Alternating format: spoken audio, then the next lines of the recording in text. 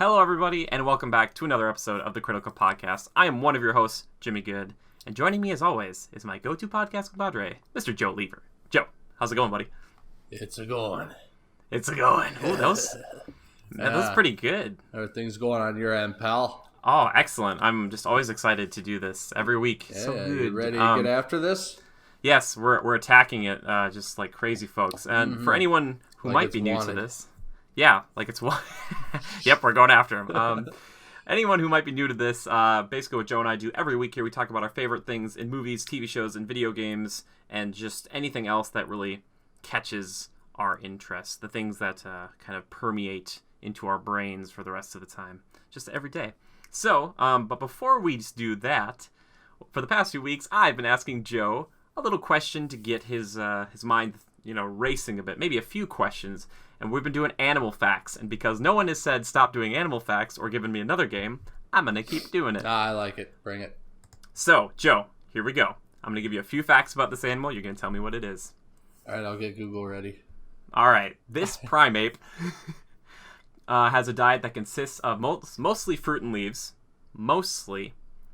and is Latin for spirits of the night. What is this animal? He's thinking. I mean, there's a few primates, man. You got. I don't know Latin. If my sister were here, who got a minor in Latin, she might know. She got a minor in Latin? Yeah, because she's going to be a vet. She wanted to know all the animal, whatever. Sure, I guess. Because you got to know the Latin scientific animal names. She probably just picked it up inadvertently. You know what I mean? Like, she probably had to take a few classes, and she's like, if I take one more class, I'll have a minor in it. Or did she have to go out and do that? She had to take quite a few courses in Latin, actually. And I forget, it looked good for going to vet school because they like to see that. Because a lot of the terminology in there is based on Latin, I guess. Well, you'd probably been exposed to that a time or two, being your background. I have. Actually, quite a bit. Yeah. All right, anywho, Spirit of the Night. Let me give you a few more facts. Howler monkey? No. They do very well in captivity, and they can live up to about 18 years old, which might not help you super too much. And I can give you one hint that will probably give it away, but their tails are longer than they are typically. It's a primate, huh? Mm-hmm. Give me a hint on size, maybe? They can range anywhere from 30 grams to 15 pounds, so not big.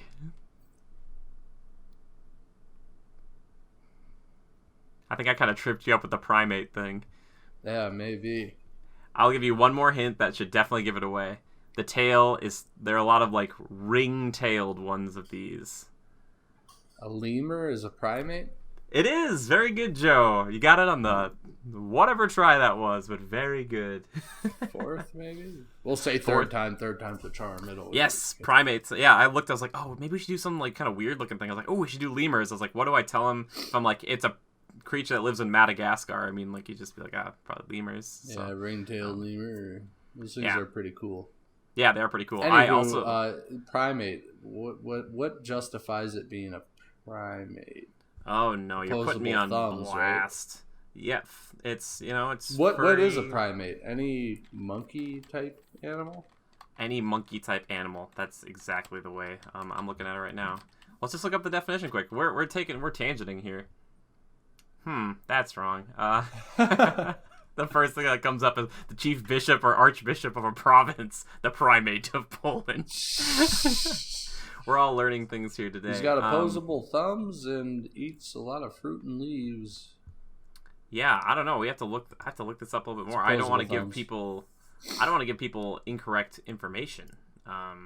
But it consists, of monkeys and apes and humans. So I'm guessing opposable thumbs. Mammary glands, hair, all that jazz. But yeah, all right, Joe, I'll leave that to you. Look it up. But while I'm going over the things, the things we're going to talk about this week, which are two main things. We've got the things, the topics, if you will. We're going over Battlefield 1 beta impressions, because Joe and I have been playing that. And there was some new information about the new Gears of War 4 Horde Mode 3.0. Man, that's a lot that I wanted to get into because I just saw some trailers, I saw some footage of it, and I was really interested in that. Some of the stuff coming out of PAX West, because Joe and I did not get to go, but I was like, okay, let's touch on a few of these things. But Joe, let's get right into it with Battlefield 1. Impressions. We're playing, it's just one map. We've been playing pretty much Conquest the whole time. There's another Rush mode that I think you might have tried. Nope, never got it. Oh, you didn't try. Okay. But so right off the bat, what are the things that you really like and really don't like about Battlefield 1 just from this little small slice of the pie? Okay. Things I like, realism. For the most part, it's pretty accurate. It's beautiful looking. Not only the map, but the characters, the gunplay, etc. It is a beta, so it's not functioning tip-top shape, so there's a glitch here or there. First night getting into a game was like next to none. It was impossible almost. So first night was a bummer. Second night we got in, had at it.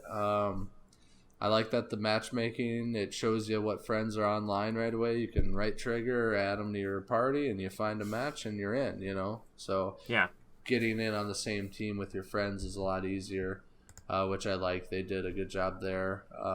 And I feel that's important. That's something like, these games, that's what people want, right? So if it's hard to get in a match with your friends like it has been on other games similar to this, it kind of bogs people down. And so that's good. Seems to be a lot. There seems to be a lot of gun choices.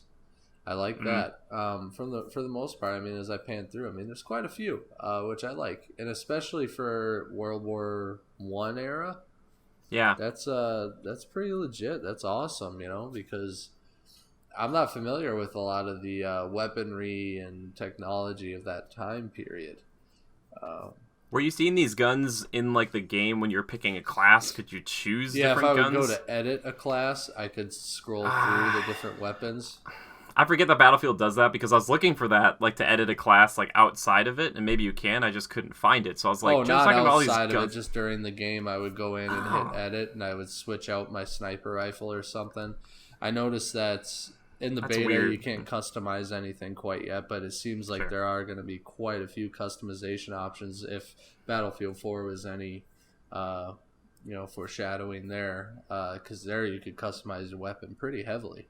So I assume they'll do the same here. Main thing is, you want a scope of some sort a lot of the time. Yeah. The way the classes function, I think it's really good. Medic, you heal the hell out of people. It works really well. And sniping is a lot of fun, too. It's kind of hard. I've already seen a lot of YouTube compilations of trick shots. People just shooting at airplanes and dropping the pilot, or cool. Weird things where a guy's just running across the sand dunes on a horse and drop him from a mile out. Just purely luck type stuff, but nonetheless, pretty cool. So I enjoy every class. Every class has, has some good parts to them. Which class? I'm glad that they made the meta class more fun. Okay, sure. If you really think about it, if you have one guy that is a support class, light machine gun style class, and then another guy that's a medic, you could almost infinitely keep going. One guy does the healing, one guy does the resupply.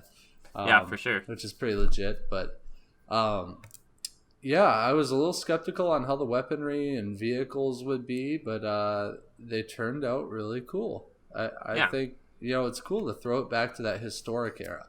All these other games keep jumping forward in the future, and this is what the future will be like, and we'll have this and that, and lasers this, lasers that, and all this tricky, crazy stuff. But throwing it back to historical time, I think, is something we haven't seen in a long time, and it's fun. I think it's a good refresher. Yeah. I almost prefer this to Call of Duty a little bit. What? Yeah, mainly for the realism and stuff.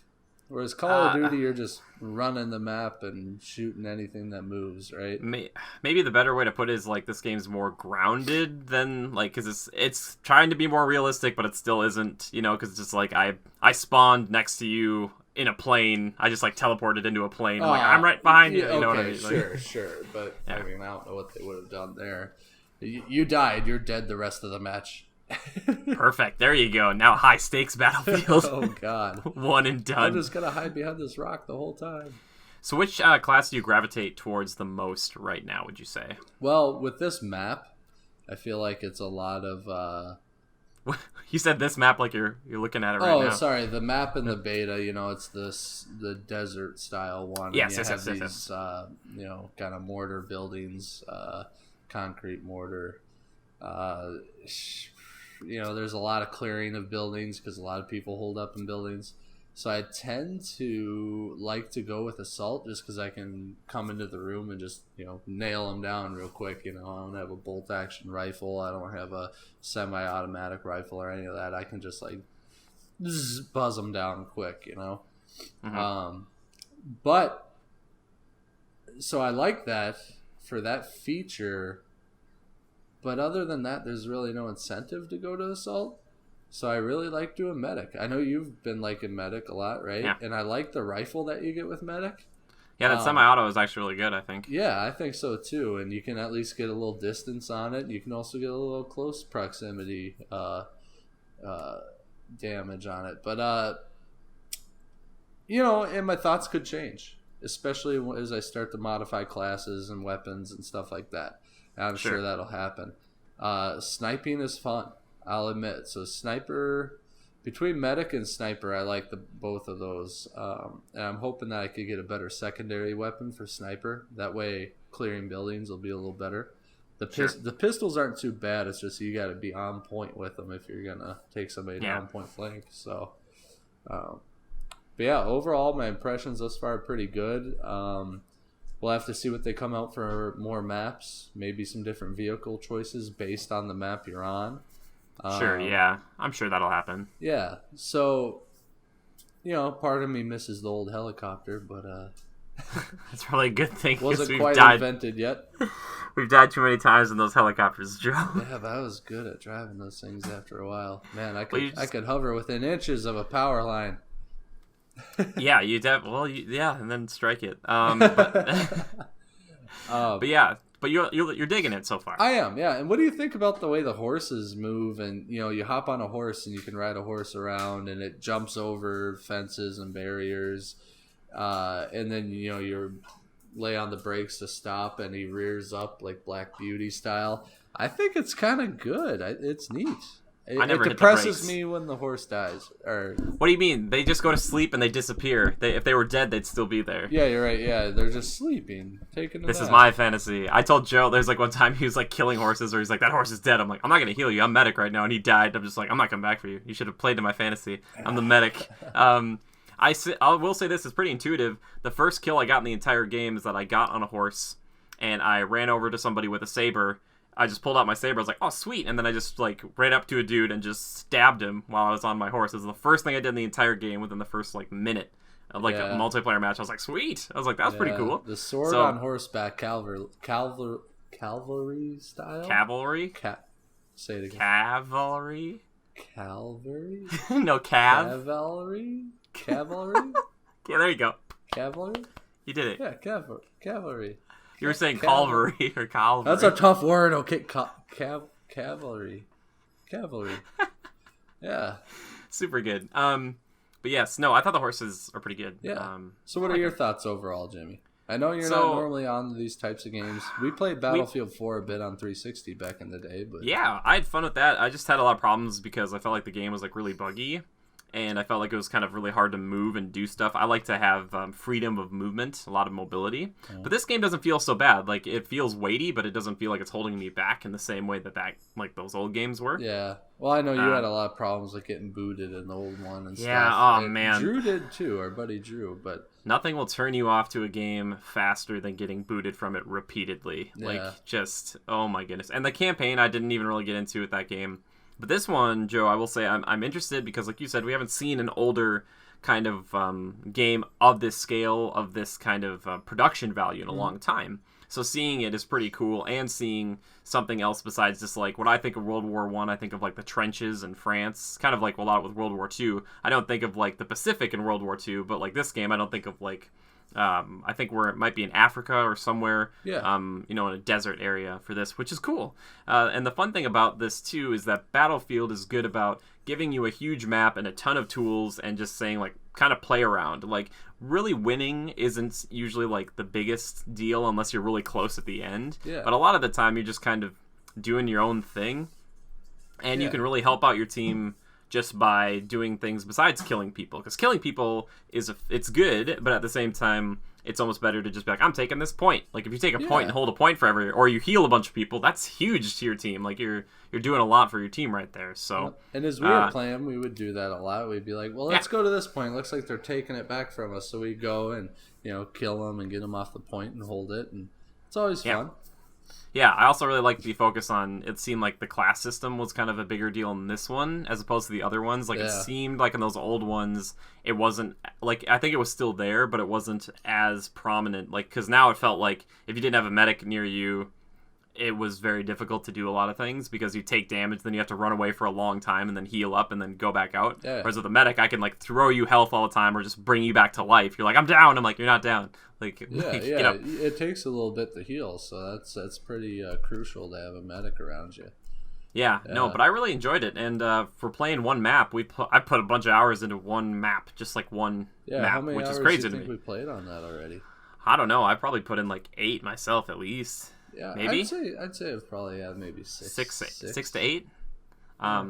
But yeah, it's been a lot of fun. It's also just fun getting to play with like you guys. Any game is way better with your buddies, so keep that in mind. If you guys haven't gotten a chance to play Battlefield 1 yet, I think it's open till this Thursday, so by the time people might hear this, it might be too late. But if you had a chance to play Battlefield 1, we'd love to hear what you guys think about it. But I'm cautiously optimistic about the game. The only problem I have with it, Joe, is like I looked at the release schedule, and so October 11th, Gears of War 4 comes out. We're going to talk about that in a second. October 21st, Battlefield 1. October 28th, Titanfall 2. Yeah. That's a lot. So I'm still thinking about picking it up, and I just might not review it, which is totally fine. But hey, we'll still stream it, right? Which, you know, I'd like to know, hey, listeners, do you guys like us streaming Battlefield 1? It is interesting. There's some crazy stuff that happens. I mean, one time we were in a plane, right? And I was like, and we like to fly planes over points that we're going to take, and then, you know, we both jump out and parachute.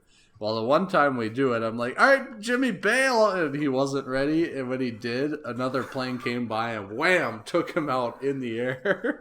Well, there's another time that you're like getting really close to the ground. You're like, not yet. And then we just exploded. And I was like, can I go now? Like, you know? Or there was the one time it's like there's a tree. And it was like kind of a coniferous tree, if you will. And real tall. And it got real needly at the top. I was like, can go right through that, right? Yeah. Well, it turns out the wing is very explosive. The second we touched that thing, it was boom.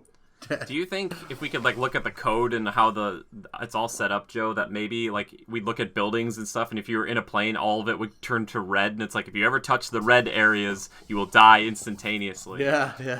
And it would be cool too if you could like if we broke a wing off, if we like spiraled out of control, you know, and slammed into something as opposed to just like exploding. Yeah. Just like, wait, what? I mean, that's like these are the movies when cars, they just automatically explode if there's a little bit of gas leak. Exactly. That doesn't happen.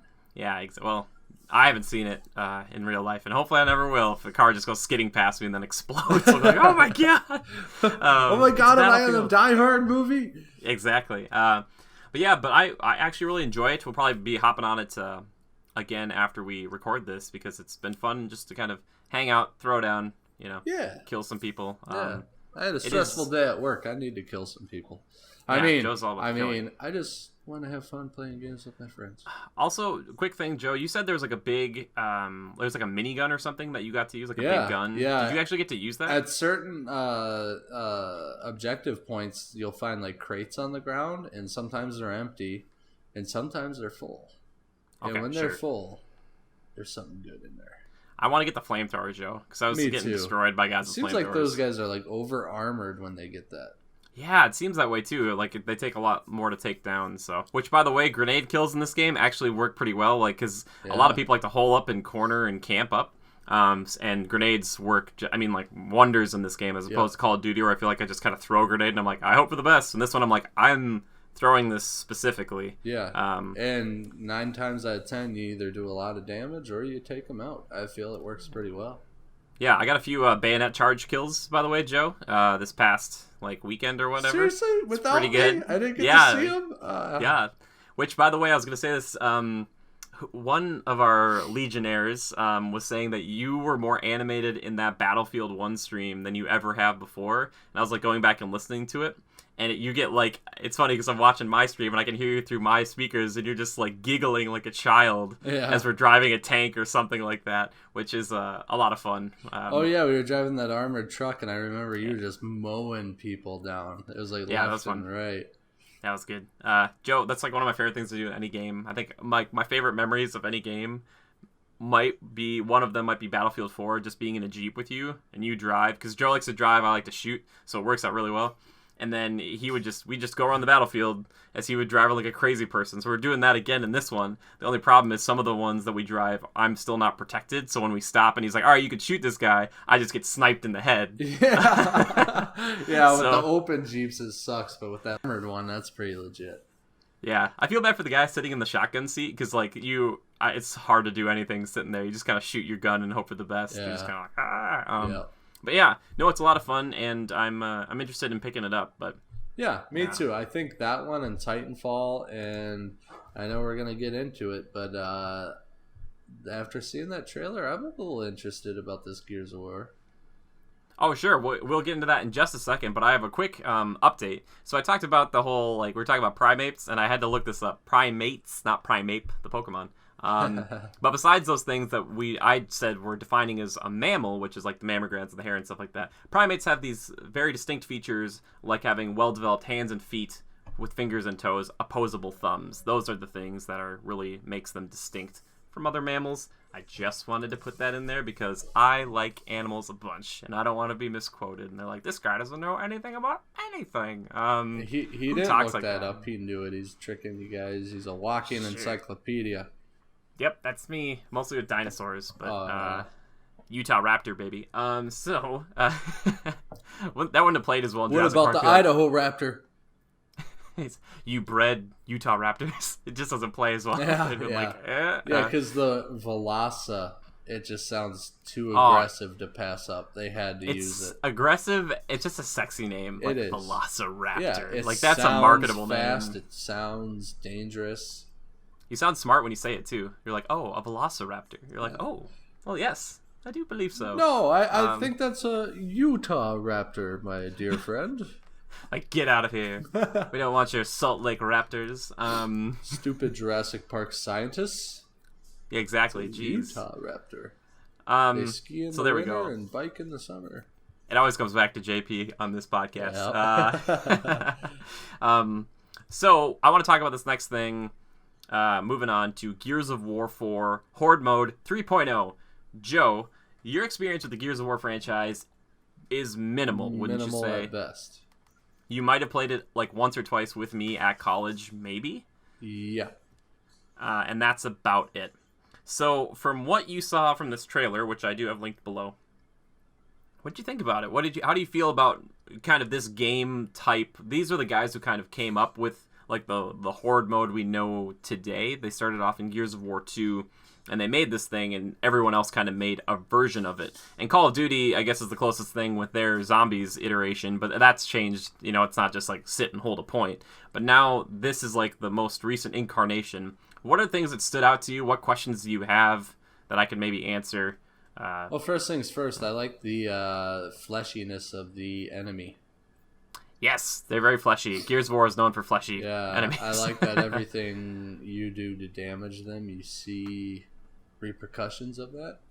You see chunks flying off. And body parts flying. I think this is the first time they have robots, too, in this game, which I don't know if you saw those. Too. I was like, all right, whatever. I don't know how I feel about that, because I'm used to fighting biological monsters strictly in those games. So I'm like, do I chainsaw through a metal? I don't know. Anyway, keep going. Yeah, I mean, how futuristic is this game? I don't know. It seems to be set in more of a,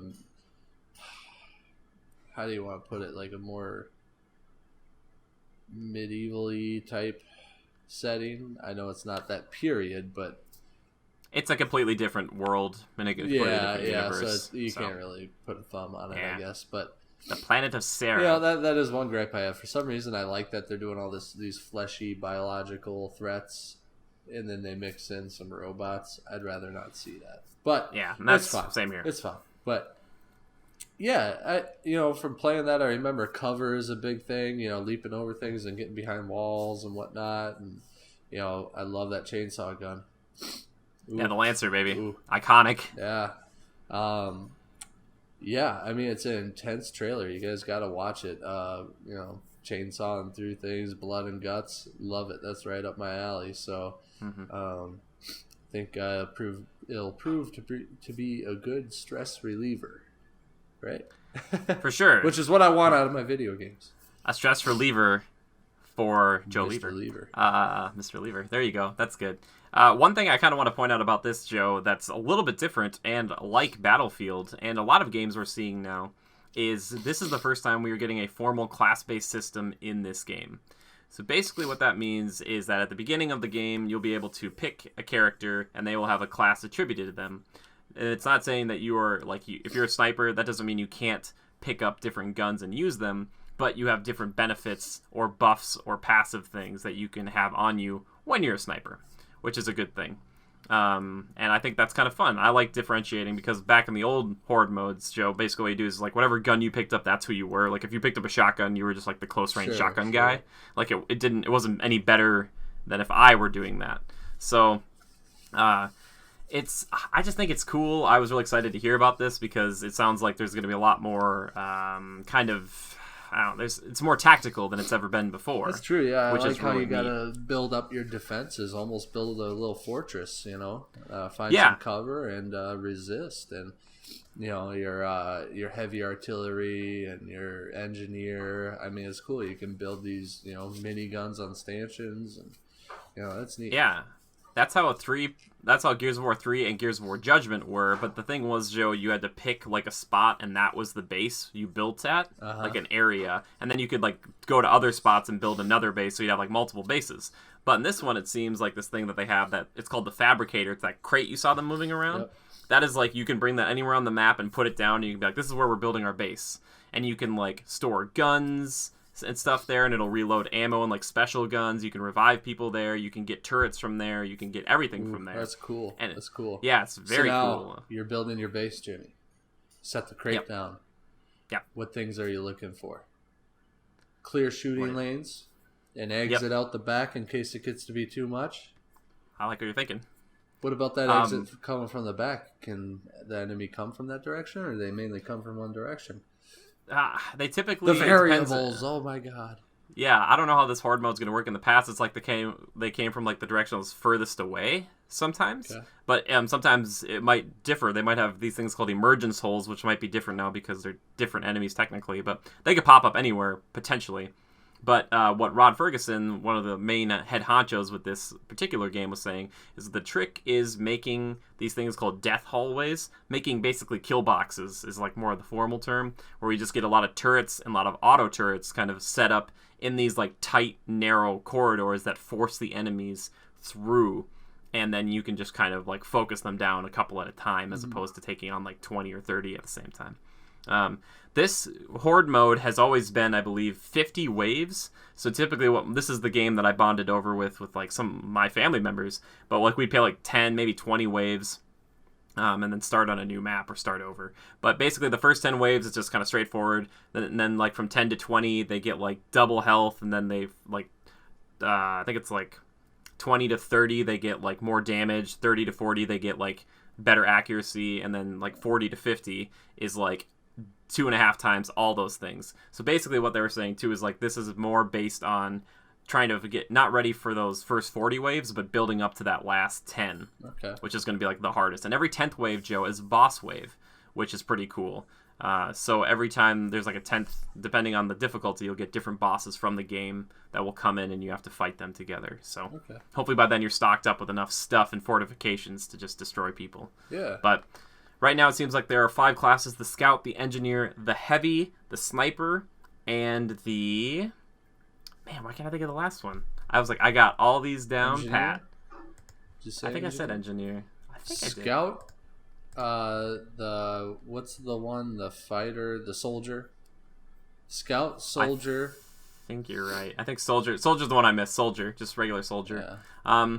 And they said one thing is like the Scout. So every time you kill somebody, you get like energy and you get money. But the money goes right to you. But I think the energy drops on the ground or whatever it is. The Scout gets like double that energy because of his class. So, like, that person needs to be running around and living, basically just, like, constantly moving and picking stuff up. Whereas, like, the sniper is probably just going to sit in one spot and just, like, you know, try to get headshots as much as they possibly can. Yeah. So, it actually sounds like a lot of fun. Good team tactics and something fun to play with your friends, for sure. Yeah, well, I know that you haven't really been into it, but I was like, oh, Joe, I think you'd really get a kick out of it. One of the other things I was reading about is they said, like, if you're a sniper, one of the buffs you can take at the beginning is, like, explosive headshots, which means that you'll probably get, like, one-hit kills on most all enemies, when that typically isn't true. But the problem with that is you have to be a confident sniper, because if you can't get those headshots, then that buff you picked isn't really that good, you know? So it's like, well, you just kind of wasted that spot. So it's kind of interesting how they kind of have some risk-reward stuff with these buffs, and I love it. It's just adding another layer onto this Horde mode, which back in the day was mostly just you. It was like in Horde 2.0 or Gears of War 2, all you do is just like find a corner or like a building and just kind of huddle up in there and be like, all right, guys, like everybody stay here. Oh, sure. So, sure. Yeah, it used to be intense. But yeah, I'm really excited about that game. Intense? And the more Intense, Joe. Like camping, huh? Mm-hmm. It's Coleman. Sponsored by Coleman. But yeah, I'm excited about that. Brought to you by Coleman. Check them out on their website down below. Enter in the code Jimmy and Joe for 50% off. Don't do any of that, but it would be hilarious if a Coleman representative contacted us and they're like, "We really like your show." No, I've been known to go camping a time or two. Good, that makes one of us. I would take Coleman's money and go get a hotel room, and I'd be like, "This is camping to me." I'm sorry, but I kind of feel the same way. It's a step backwards. That's all I think. I know people love nature. Okay, sorry, tangent. But last thing I want to say about Gears of War is intense. Weirdly enough about Gears, like I love that franchise, Joe. I've like read the books. I know a lot about all that stuff. And unfortunately, at the end of Gears 3, spoiler alert, they kind of wiped out like all the enemies. So like all the enemy types that I know have shifted, and they're probably just new versions in this new game. But this game, for as much as I love this franchise, has kind of flown under the radar for me because it got announced like a year and a half ago or a year and a couple months, and I was like, oh, it's sweet. Like, I'm excited to get back to Gears, like the old kind of dark roots of the first game. But, you know, there's been so much going on that it's kind of been flying under the radar for me. So I'm excited to get this game, and I will more than likely get it and review it because Gears of War runs in my blood. And unfortunately, like these other shooters, Joe, I think a lot of people think it's just like a bro game. And by bro game, I mean like, just like, yeah, we're going to go kill stuff and blow stuff up. But there's like an actual story, and there's like depth to some of this stuff. Okay. And there's like a lot of tactical things that go on besides just... There is a co-op campaign, right? So. Yes, there is a co-op campaign, which is now cross-platform. So if you're on PC or Xbox or whatever, it doesn't matter. You can just you can play together, which is really neat. Yeah. So I plan on, if you don't get it, I know that my brother-in-law for sure is probably going to pick it up, and I really want to get back to. We played Gears of War 3 on insane mode, Joe, which means like it's like if you or I were to be in this world and like bullets did what bullets do to us, or like an explosion. Like we wouldn't take an explosion and be fine. Like we would be dead. Like it'd be dead. Yeah. So we played through that whole one, and it was at the same time that Mission Impossible Ghost Protocol was coming out. And if you beat it at the certain time, you got like special Mission Impossible camo for your guns, Seriously? Which didn't look that great, but it was like green and black, like patchwork or whatever. And I was like, this is my Mission Impossible gun. Side note, Ghost Protocol, probably my favorite Mission Impossible, but we'll get to that another day. But yeah, Gears of War, so good. So, Joe, because it's kind of light on news this week, and we're gonna keep a little bit shorter because we got things we got to get to, but I don't want to leave the people hanging, so I want to go into this little segment right now, and I forget the name, Joe. What's it called? It's about something like death and like a clock. Is it Death Clock? Oh, no, that's not right. That's something else. That's a good name though. We should bring that one. I think that's a thing already. I think it's like an anime or something. Ah, dang it! All right. Yeah, I know what time it is. It's Timekillers. That's very good. And for those who aren't familiar with it, Timekillers, it's the games we've been playing, movies we've been watching, TV shows we've been viewing, and the cookbooks we may or may not have been reading. Joe, what have you been killing time with? I know you've been really busy, but what are the fun things you've been getting to do? Well, there's a couple things. Well, obviously we talked about Battlefield 1. Just the beta for now, but it's been fun. It's something I wanted to invest a little time in because I want to see if I want to pick it up down the road. Yeah, sure. We've already covered it all. Pretty good stuff. I think it's worth a check out if anybody likes that sort of game, militant first-person shooter. Great to play with your friends. I think if you're playing alone, not as great. Yeah. Now, other thing, Harley and the Davidsons, new Discovery series on the development and the start of Harley Davidson motorcycles. Okay. At first I thought we were going to get into Harley Quinn stuff, and I was like, Joe, what have you been watching? No. Just caught a little bit of it last night. I think I'm going to try watching that a little bit. It seemed pretty cool, kind of historically based and accurate to how it happened and developed. But another thing I'm interested in, and it's on History Channel, is that Forged in Fire. It's where these blacksmiths come in and they do these competitions for building cool weapons from stock metal. Yeah. Or like one I was watching, for instance, they make it out of car parts. They get an old piece of junk Ford Ranger on there and they rip it apart and salvage pieces to make a work of art, basically. Cool. So a couple things I've been into, but that about does it for me. How about yourself? Sweet. That's really good. I just want to mention something else quick I forgot to tell you about. It was in the stream the other night, but I was talking to some of our faithful legionnaires, if you will. But they were saying, like, when I picture Joe, I just picture, like, a dirt bike that is talking to me. So it's like a dirt bike. So I'm like, hey, Joe, how's it going? It's like, I was like, that's so cool. So I'm waiting for the fan art for that to come in. I was like, that'd be kind of great. Like Thomas the Train or whatever, only dirt Yeah, bike. but you'd look a lot cooler than Thomas the Train. Yeah, because I'd be a freaking dirt bike. Exactly. Well, someone was saying, like, getting a Cars vibe. I was like, would his eyes be like the mirrors, the back of them? No, there's no mirrors. Goofy... I'd be the number plate or something. I don't know. Well, I guess. Oh, yeah, sorry. I was thinking of like a... I was thinking of like a crotch rocket. I think of you more as a crotch rocket instead of a dirt bike. Yep. Speedy and dangerous. And then he looks away and he's like, maybe it wouldn't be so bad. It wouldn't be so bad. So what I've been playing is, besides Battlefield beta, obviously, I've been playing Darksiders 2. I've been playing that here and there, just because I love that game. I want to support that franchise, and I'm excited to see what they do with Darksiders 3. So I've been streaming that on Thursdays and then any other chance I got, or I've had.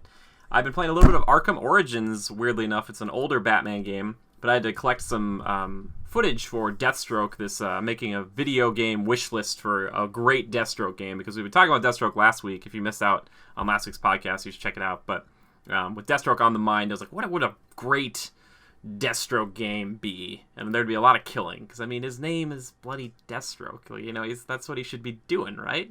Bloody Deathstroke. So, yeah, make it M, too. I don't think I mentioned that in there, but I mean, if you're killing a ton of people and there's a lot of blood, there's gotta be. Yeah. And the other thing I've been doing, Joe, is I've been watching the 5th season of Once Upon a Time, which is a series that I've actually really enjoyed over the years. I'm not sure... It might be waning. I'm not sure if I'm still as into it, but... Say it one more time. Waning? No. Once Upon a Time? Once Upon a Time. Yeah, it's... That, huh? Yeah, it's every time of year. This is the perfect time because it comes, I think, like right as the new one is kicking off, the new season. So like also, it's a good time of year to watch stuff like that because it's like kind of fairy tale stuff, and it's like fall time. I always think of like, fairy tale kind of. Some stuff they do is kind of spooky, and man, I really enjoy that show. There's some good acting, there's some bad acting, there's some good writing, and there's some horrible writing. So it's it runs the gamut. But it's kind of cool to see these characters interact with each other, like Merida from Brave interacting with Mulan and Little Red Riding Hood. It's kind of weird to see all of them interact, but it makes sense. And then they've taken some people like King Arthur or Peter Pan, and they've kind of made them a little bit different than how you'd remember. I'll just say that much. Yeah. So they're not exactly the same. So it's kind of fun, like a twist on these old fairy tales, and they just interweave them, which it's crazy. I think it's the same guys who came up with Lost. So like the first few seasons of the show are just like, whoa, there's a lot going on. Like they're mixing stuff in, and pretty cool. Yeah, I know. I got into it just a little bit, probably last fall, I think, and I liked it myself. It's interesting. It is quite the twist on the old fairy tale version sort of a deal. So. Yeah. So that's what I've been killing time with. Just killing it. And I think that's killing Stabbing it repeatedly until it stops moving. Yes, exactly. Yeah. That's what you do to time. I just imagine us killing like Father Time, like an old man who's got a clock, and we're just beating him to death. He's got a clock like Flava Flav or whatever. Send your fan art to. No, I'm just kidding. I'd love to see that. I would too. Yeah, actually. Jorn, you hearing this, buddy? Oh yeah, we're gonna get to Jorn. Don't even get me started with that guy. And I mean that in the best possible way. It sounded bad. He's probably like, wait, why are they so angry at me? Anywho, but that does it for Time Killers. But now it's time to get into questions. Questions. There we go. Again, not how we always do this. Guys, guys and girls, is anyone having the same issues that I've been having with allergies? Oh yeah, he's had a napkin for a while here. Yeah, a tissue, and it's just one, and it's falling apart. He's trying to survive. That's all right. Perfect. That's a good soundbite. Let's just keep that forever. Anyway, because Joe had so much fun reading last week's questions, we have 4 here today, and I was thinking, Joe, you read one, I read one. No, you read one, I read one. How's that sound? All right, let's see this question. Do I have to do some sort of crazy voice narration? Yeah. I don't think so. I think you just read it the way it's written. So we'll start with a great question from Anna, longtime Legionnaire.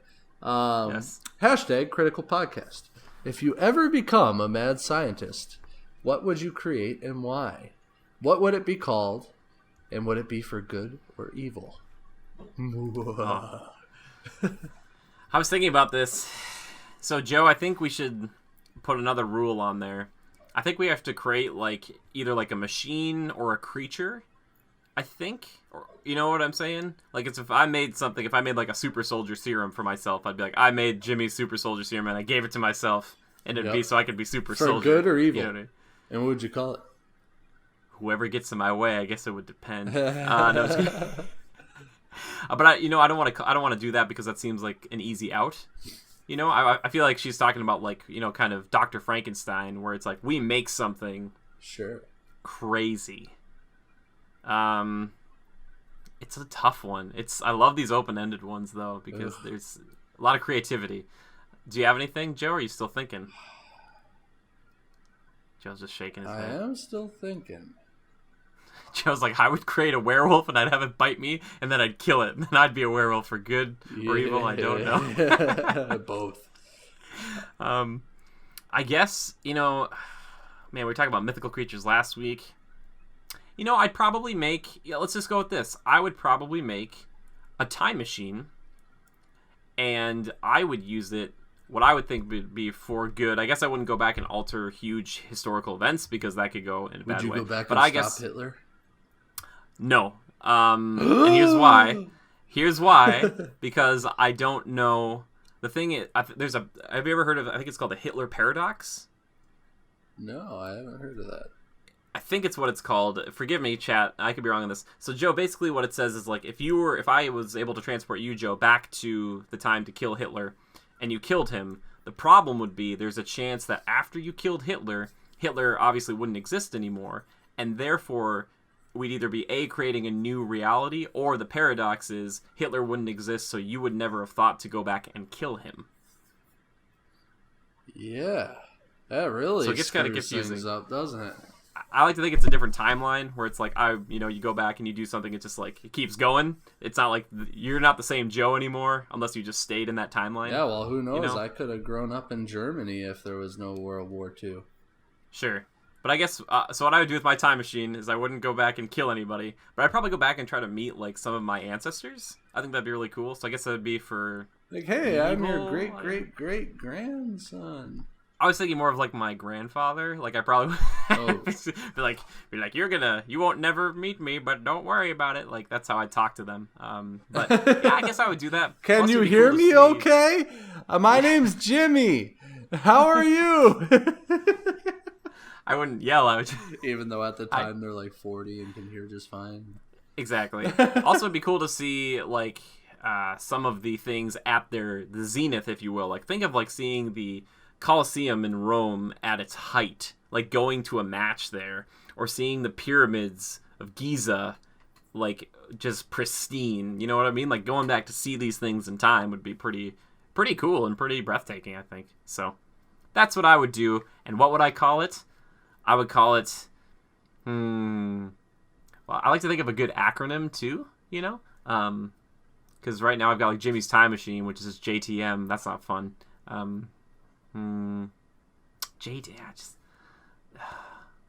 Ooh, I'd call it the Team Off, the Time Machine of Friendship, because I like to do of friendship on the end of things. Like, quick, get the team off. We need to get out of here.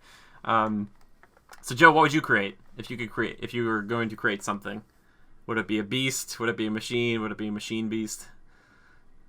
It would be a machine. It'd be a watch, in the form of a watch. Wait, is it a watch, or is the machine in the form of a watch, or is it a watch that's in a form of a watch? It's a watch that doubles as a watch, but also doubles as an invisibility cloaker. Oh, okay. All of a sudden you're like, oh, you thought it was going to get horribly bad. So I guess I have to ask, what are you going to use it for?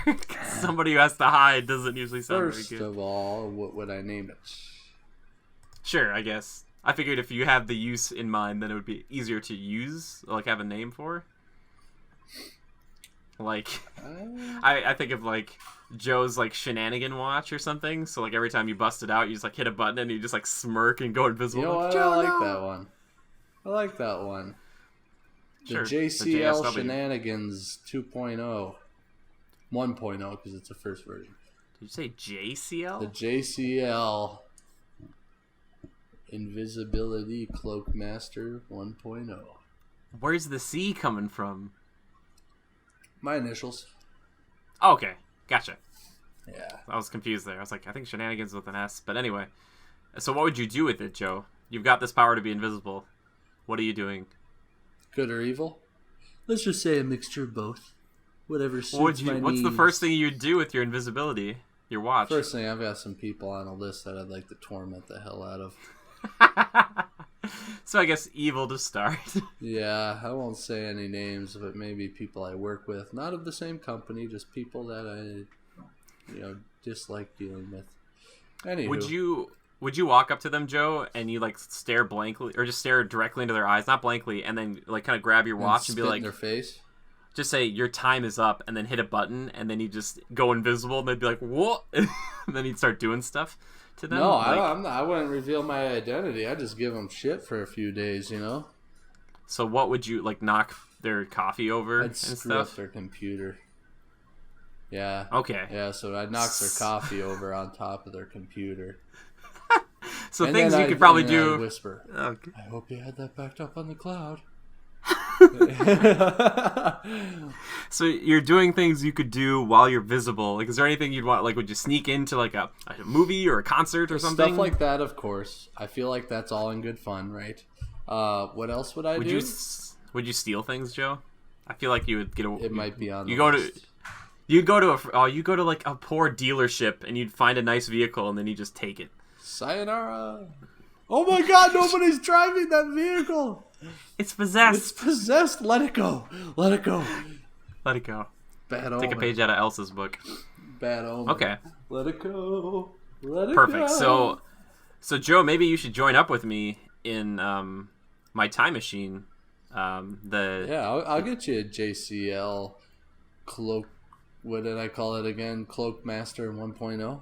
You can hop in the J-Team off. Wait, what was it? No, it was Jimmy's Time Machine of Friendship. Yeah, J-Team off. Hop in the J-Team off. Joe, we'll go back in time and we'll be invisible and we'll do. It'll be fun. Yep. With the JCL Cloakmaster 1.0.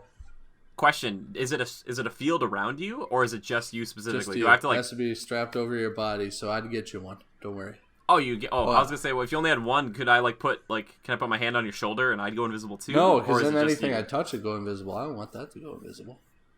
Oh, that really freaks the people out though. If you just went over and just made their car disappear, just oh, they're like, just saying. Okay, I can choose to create an invisibility force field over something. Cool. Yeah. Press a button, beep on, say goodbye to your vehicle there. Oh, other thing I'd probably do, I'd probably pull a Biff Tannen or whatever from Back to the Future. I'd probably go back, I'd try to recall all the stocks or things that were doing really well in our time period, Joe, and I'd just go buy a ton of stocks in all this stuff. Yep. And then, or I'd be like, oh yeah, I have a third of the rights to Disney stuff, or or something like that. And I'd be like, yep, I'm super rich. Richer than sin, never work a day in our lives, just have fun. That'd be fun. Yeah, buddy. Cool. All right, next question here. This one comes in from Diego, who actually got this question from Anna. It's pretty good. He says, at Lever_627, at GoCritical, and at Anna's, which is at Lil_Red_Writer, #Critical Podcast. Who are you dressing up for Halloween? So let's just say, even if you're not dressing up for Halloween, Joe, who would you want to dress up as? Every year it was always a wolf man. Cool. Okay, I did a vampire a couple times, but I always wanted to be a wolf man. Sweet. Yeah. There were a couple times I got a pretty good one together, but sure. It'd be cool if you could get one of those outfits from Underworld, hop in one of those and just be like... Oh, like a lichen one? Yeah, that'd be cool. Sweet. That'd be nuts. That's my dream dress up. But this year I'll probably just go as a construction worker, throw my hard hat on and a vest and sweet. Tape measure on the belt. I don't dress up for Halloween anymore. I'm sorry. Yeah, sure. That's okay. So for me, there's 3 that come to mind. Obviously, I've been talking about Deathstroke a lot lately, and I thought a cool costume would be his whole garb. And I've seen some really cool cosplay, but people strapped with weapons and a cool mask and all that stuff. Love that one. Predator was always one I thought would be a really sweet one. Those go for a few $1,000s, and I've always thought this one and a Stormtrooper outfit are the two that I'd want to walk around at a grocery store with and pretend I was shopping, because I thought in both those cases it'd be hilarious. I'd scare people in the Predator costume, but it'd be funny if I'm looking at SpaghettiOs and oh. But if I was a Stormtrooper, Stormtroopers can do anything. We've seen them they can be kind of serious, but they can just be idiots. They can go wherever they want, and I think it would be a good costume now, because you just walk around, you just walk up to people and just kind of nudge them, be like, hey, what are you doing? Get out of here. Go on. Yeah. This area is off limits. Up to someone who's taking free samples, but get out of here. Go on. One per customer. Only one per customer. That'd be good. Yeah, if you do the Predator one, I'll do the Xenomorph, because I've seen them.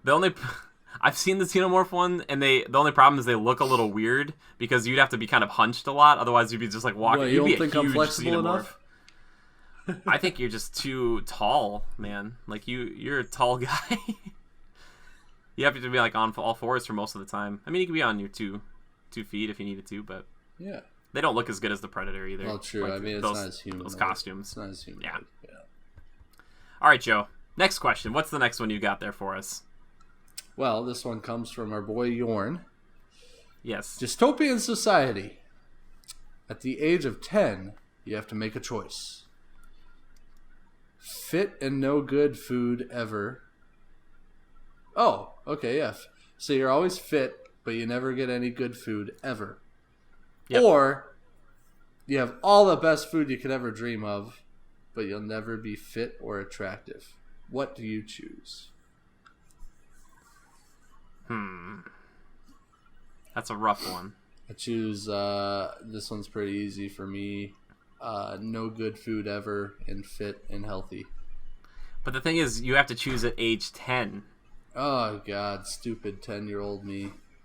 Yeah, no, that's what I was thinking too. You know what? I'd still pick that one. Yeah? Yeah. I want to say I'd pick that one, but then it's attractiveness, it's more so on the inside. Sure. Sure.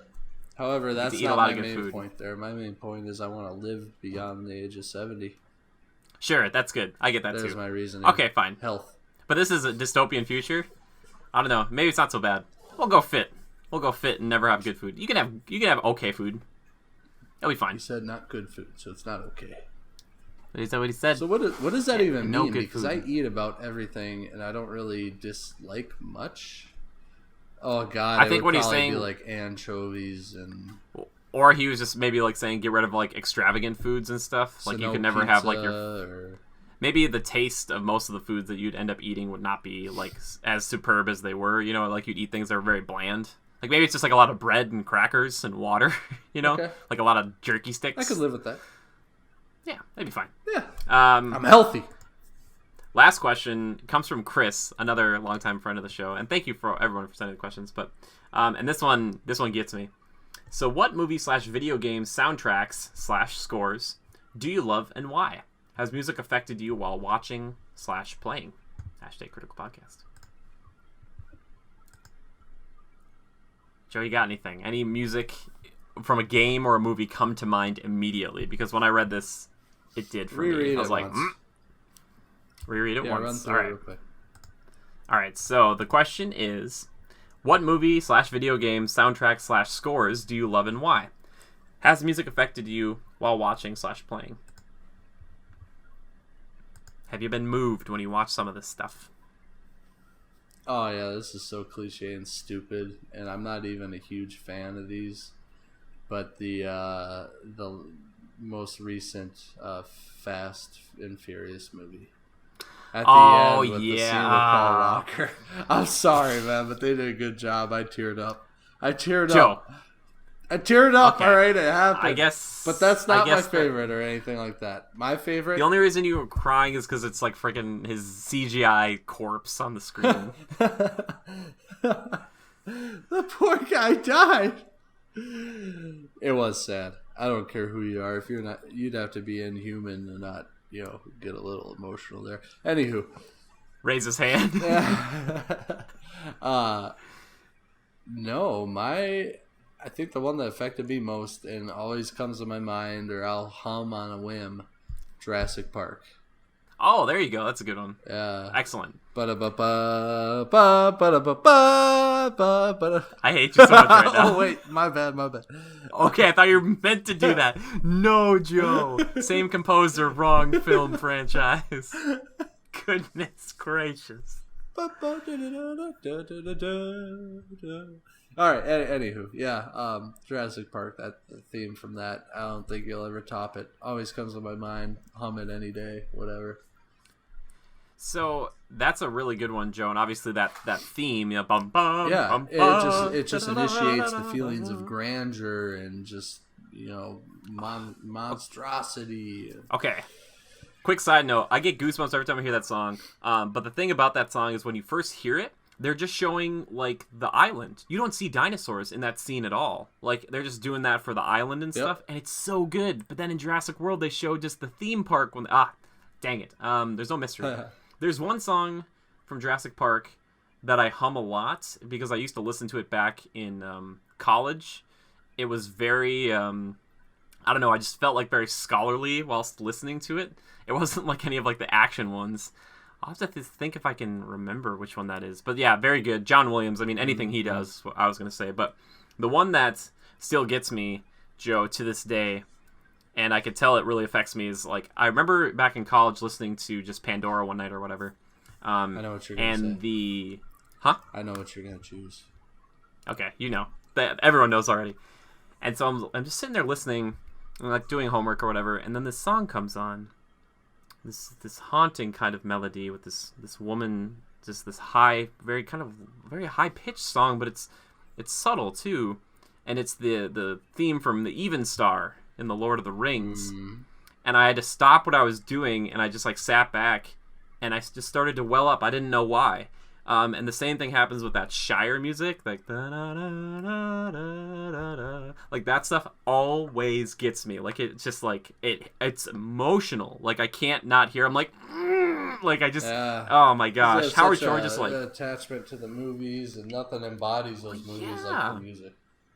Well, yeah, and they invoke a scene just immediately. Like that's just, it's right there, and I just feel like I'm taken back to when I first saw it, and it's really affected me. That franchise really has, in a way that no other franchise has to do to date. So, and I love it. I'm trying to think of video games. I can't think of ones that right off the top of my head that the music was just like completely blew me away. Grand Theft but Auto. I'm sure there are some. Joe likes the soundtrack to Grand Theft Auto. He's just like, yeah, like that Mexican man, like That's a great one for the family. Man, I'm trying to think of that Jurassic Park one though. I'll try to think of it, guys. If I find it, I'll tweet it out. I'll be like, this is the one I was talking about. But yeah, so there you go. Guys, let us know your answers to any of these questions, too, because I would love to hear what everyone else has to say about this one specifically, but these other ones we have in there, too. I mean, they're just as much for us as they are for you. I thought I saw another question this afternoon, Jimmy, on Twitter. Did we? I could have missed one. If not, we can always... Something about video games and movies. Oh, my gosh. I could have. I don't want to... If Jordan finds out... You had one choice. He'll attack me. Oh, yeah, that's what it was. Oh, goodness. Thank you for telling me that. Oh. Yeah, so the question is, at both of us, choose movies or video games. # Critical Podcast. I ended my life. Joe pulls out a gun. He's just like, You'll never make me choose. Okay. Answer first. Joe. I was thinking about it. I'm more interested to hear your thoughts. So...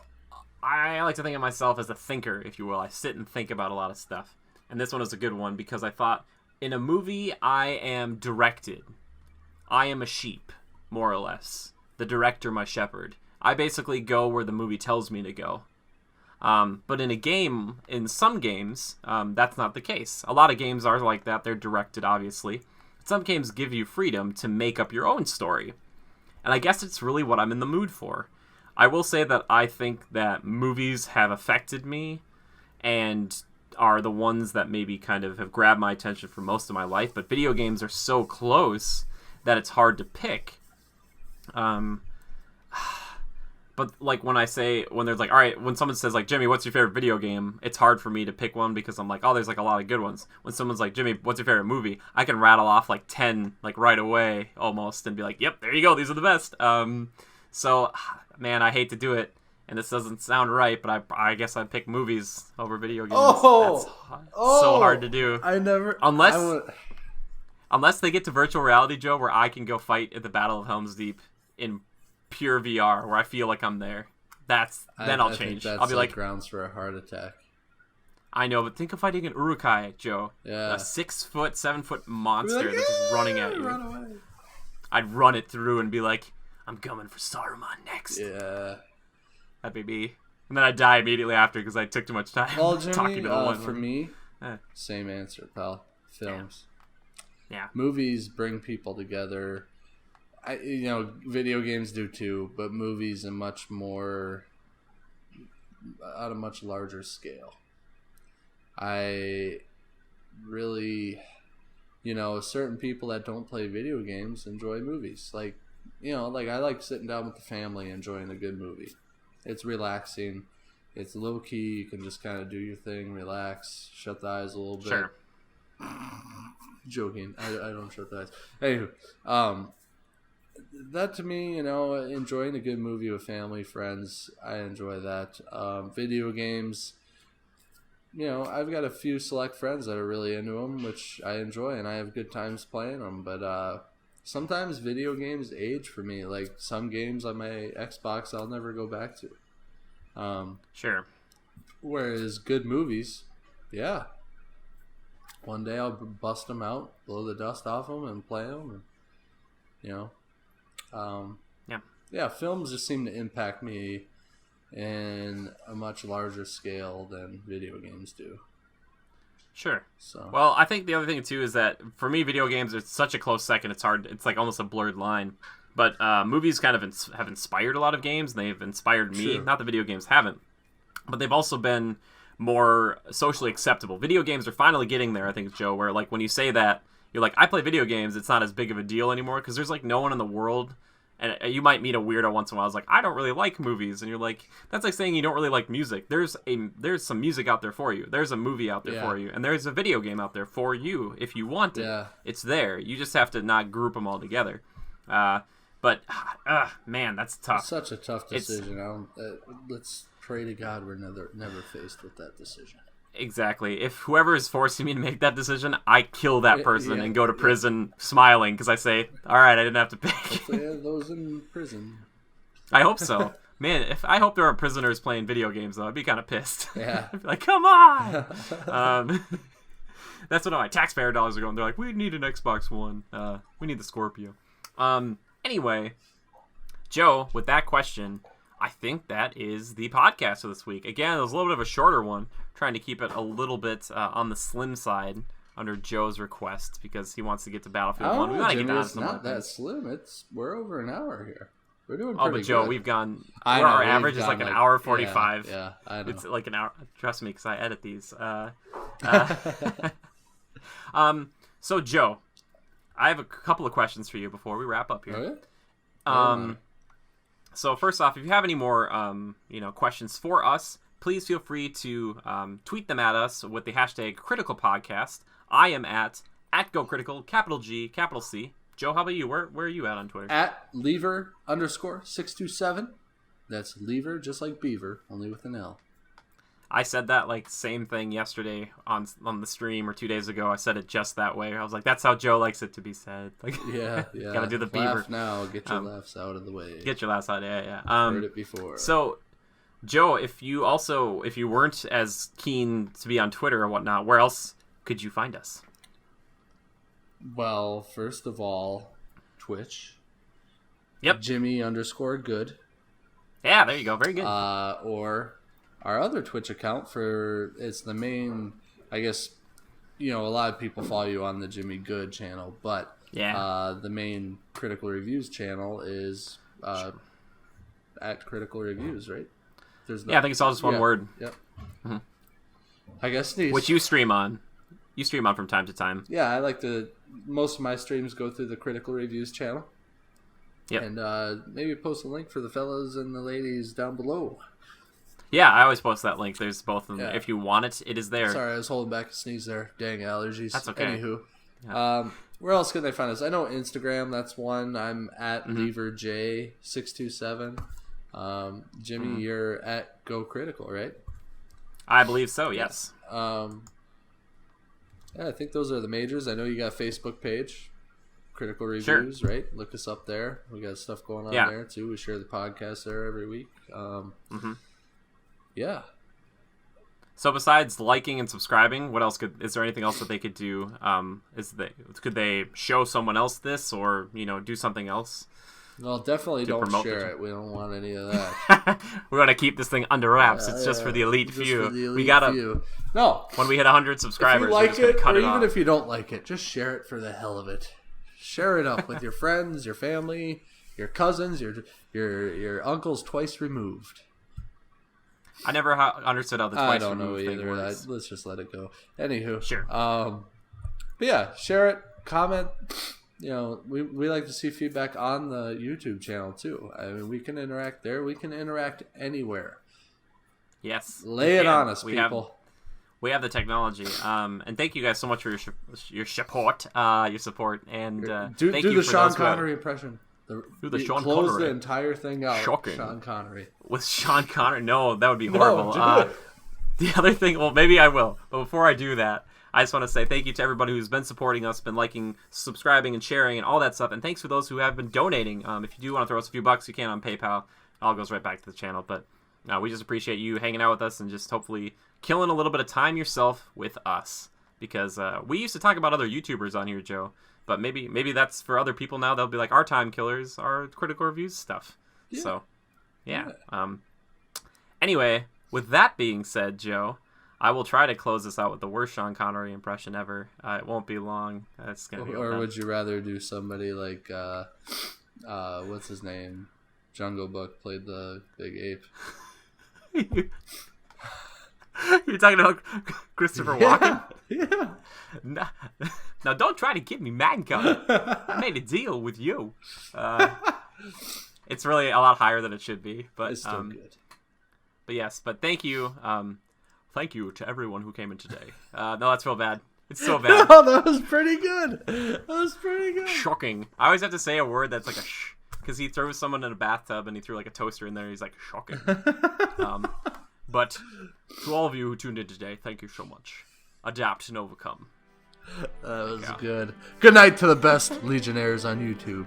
Peace out. Take care.